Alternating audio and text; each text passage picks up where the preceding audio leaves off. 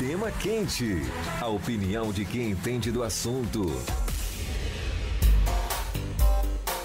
E o doping acontece quando um atleta usa uma substância proibida para melhorar o desempenho físico. A prática foi banida pelo Comitê Paralímpico Internacional desde 1994. E a simples suspeita de dopagem pode manchar a imagem de um esportista. Foi o caso do canoísta Fernando Rufino. O brasileiro quase ficou fora dos Jogos Paralímpicos deste ano. Sobre esse assunto, o jornalista Arthur Filho conversa agora com um advogado e também especialista em direito esportivo e também sobre doping, o Dr. Alexandre Miranda. Vamos ouvir. Doutor Alexandre Miranda, seja bem-vindo à Rádio Justiça. Bom dia, Arthur. Prazer estar aqui com vocês, poder falar com vocês e passar essas mensagens, esclarecer um pouco a questão do doping para todos os ouvintes. Doutor Alexandre, no ano passado tivemos um problema com o cowboy, o Fernando Rufino, canoísta das Paralimpíadas, que ele tomou um remédio para a pressão e foi diagnosticado como doping, né? Como é essa questão do doping no desporto? Perfeito. Arthur, o que aconteceu com o Fernando Rufino foi o seguinte: ele foi surpreendido por um resultado analítico adverso, né? Que é justamente a notificação ao atleta que ele foi pego no doping, né? Então é a informação que houve uma violação à regra antidopagem pelo uso da substância proibida hidroclorotiazida, né?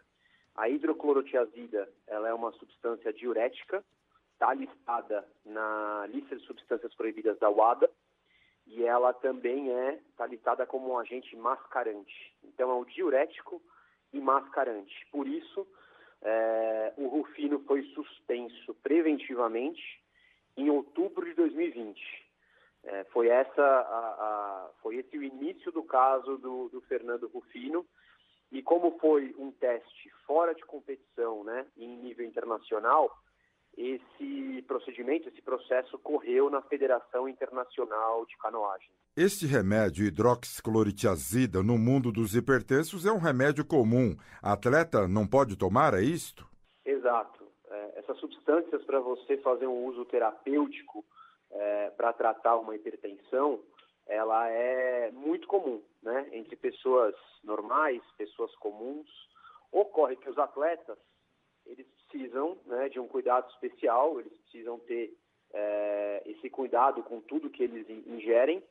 Existe um princípio no doping que chama o princípio da responsabilidade estrita, ou seja, os atletas são responsáveis por tudo aquilo que está no organismo deles e por conta disso, ele não pode ir fazer uso de um medicamento que uma pessoa comum poderia fazer. As federações que comportam esses atletas, doutor Alexandre, elas orientam esses atletas para que eles não tomem determinado tipo de remédio? Sim, existe, né? O sistema antidopagem, ele é bastante desenvolvido, ele é bastante forte, então ele é composto pela WADA, por algumas entidades esportivas, né? Contemplando aí as federações internacionais, Comitê Olímpico Internacional, Comitê Paralímpico Internacional, e aí todos os comitês olímpicos nas esferas nacionais. Então você tem as federações internacionais de cada modalidade, todas conectadas com as suas regras antidopagem e todos esses regulamentos têm que conversar com a norma antidopagem da WADA. Muitas vezes, para o atleta punido, é o fim, né? Já no caso do Fernando Rufino, que já tem 35 anos. Se não conseguisse reverter a situação dele, ele encerraria a carreira como atleta paralímpico? Exato. No caso do Fernando Rufino, ele não competiu nos Jogos de 2016 no Brasil por conta de um problema cardíaco, problema do coração. Então ele foi impedido de competir por conta desse problema no coração.